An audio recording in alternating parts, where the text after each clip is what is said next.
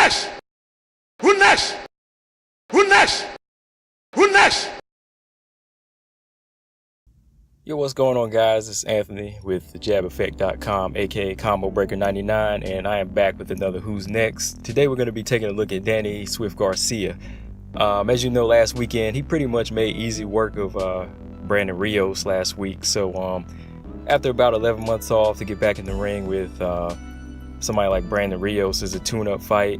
You know, he didn't look like he had any ring rust or like he really lost his step. So this year is grind time for all the top 5 welterweights, you know, for all the welterweights. And I really feel like it's time for him to get in there with another meaningful guy now, because it's been 11 months since he's been in the ring with Keith Thurman, and he can't get the Keith Thurman fight right now, but there's plenty of other credible opponents out there for him. You know, there's a lot of guys out there that he can be taking on that make a lot of sense. And unfortunately, he went on record to say that he wants to fight one more time this year. So, we'll see him in the ring one more time this year. And that opponent that he needs, it has to be somebody, you know, viable. It has to be somebody credible. And these are the top 3 opponents that I have that he should be stepping in the ring with this year. And it should be no trouble to make the fight, you know, right now, since, you know, he wants to fight one more time in 2018. So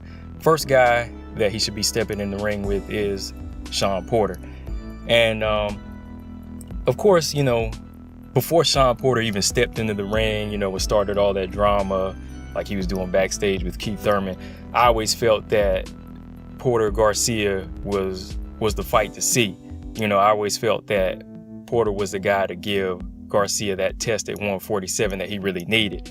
And I actually feel that it would have made more sense as the WBC title eliminator as well. Like, after the 11-month layoff, I felt like this is the guy he should have been returning to the ring against, you know, because Garcia didn't really have no injury or anything. You know, he would have been stepping in the ring against a guy like Porter. And I mean, hey, you know, what's wrong with that? If you're young and fresh, you know, you should be able to do that. So I really felt that this should have been the title eliminator.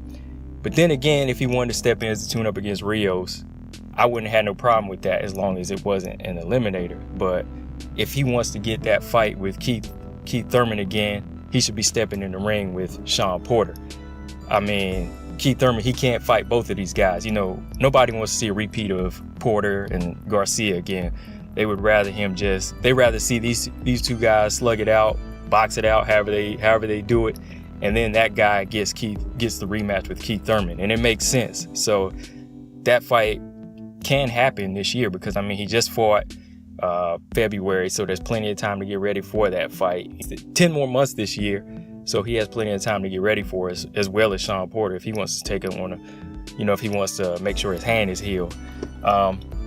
And also, you know, just style-wise, I really always felt like this would have been a really good fight style-wise. Shawn Porter, he's the guy that comes with that relentless pressure, and along the few years, it's been getting more and more. He's been kind of maturing into it more and more. Like, it's not really just like ineffective pressure. It's not just wild pressure. He's actually becoming more and more disciplined with it, with the jab as well. And I really feel like that would make a good matchup against a boxer puncher like Danny Garcia.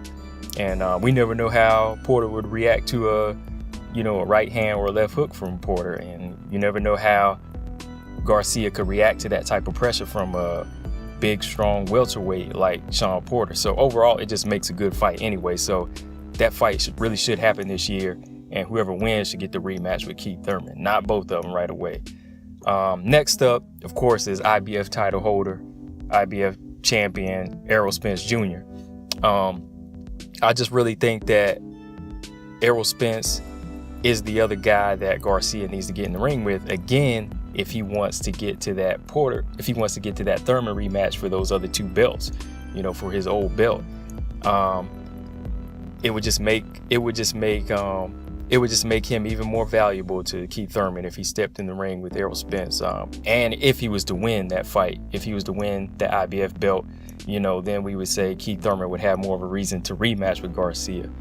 And then, you know, also, like, I really feel like Keith Thurman would really show that urgency to try to get that third belt, then, you know, I feel like he would rush to it if Garcia won over Spence, because then he would be like, oh, this is going to be easier, you know. But, you know, that's just how I feel. But, you know, and it would also, the fight would just build up Garcia's credibility, win or lose, you know, if he stepped in there with a guy like Errol Spence, because, you know, Errol Spence, besides guys like Peterson, and nobody really wants to step in there with him. And again, style-wise, as an opponent for Garcia, you know, it just spells knockout. It just spells, you know, somebody's going to get knocked out in this fight. You know, you never know how Garcia's going to react to a Spence punch. You never know how Spence is going to react to a Garcia punch. You know, pressure boxer versus more of a flat-footed puncher. And I feel like we still never really seen Garcia's boxing skills tested against a big, strong welterweight that can keep him on the back foot. I mean, Rios did keep him on the back foot a lot of the times in this fight last weekend, and we kind of saw how he reacted to it. So it'd be nice to see how he would actually do it against a fresh guy like Errol Spence.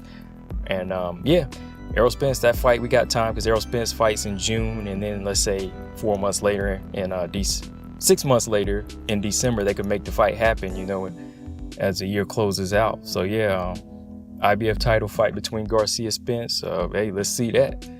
And my last fight would be the Horn Crawford winner. I really feel like, yeah, this fight, there's no reason it could happen again.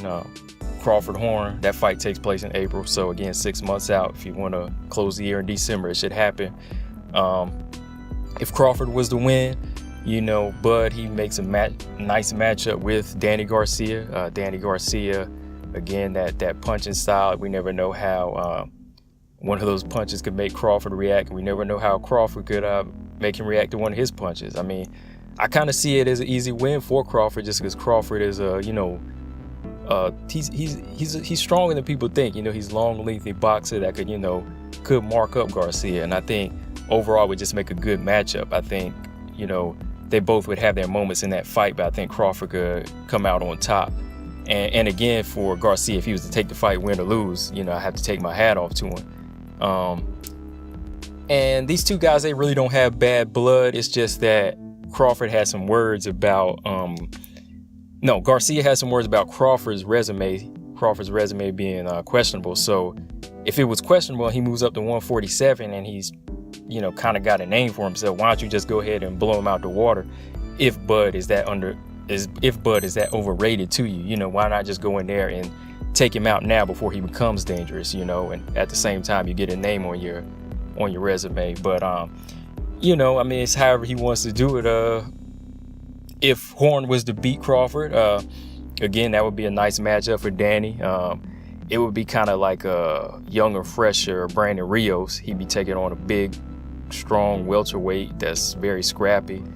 And it would definitely mean money if they were to fight in Australia or fight here for Danny and Horn. But it would just be a good matchup for Danny, you know, fighting a oncoming relentless guy, you know, and he could showcase himself a little bit better, you know, taking on these big 147 pounders. So yeah, man, there's a lot of fights out here for him besides the Thurman fight. You know, I mean, a lot of these guys are trying to bang on Thurman's door, but you know he's taking his tune-up fight and he ain't gonna fight Spence this year. So all these other guys like Garcia and Porter and Crawford, you know, there's no reason for them not to be able to take on a top 5 guy like Spence or fight each other, while Thurman, you know, is allegedly waiting to get right, you know. So really, yeah, man, these are the fights that Garcia needs to take, or Porter, he needs to take. You know, it's just like a round robin thing, you know, win or lose for any of these guys, as long as they fighting, it's a good look on all their parts. So yeah, you know, make it happen sometime this year, you know, stay active, get in there and fight before this year is over, you know, while you're still young and fresh, make it happen.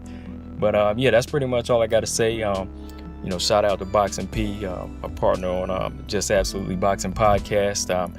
Make sure y'all check out you know, podcasts on iTunes, Google Play, and SoundCloud. Subscribe to us on Facebook, Instagram, and Twitter at thejabeffect, as well as my Instagram, Combo Breaker 99. Just thumbs up and subscribe, and yeah, that's all I got. Peace.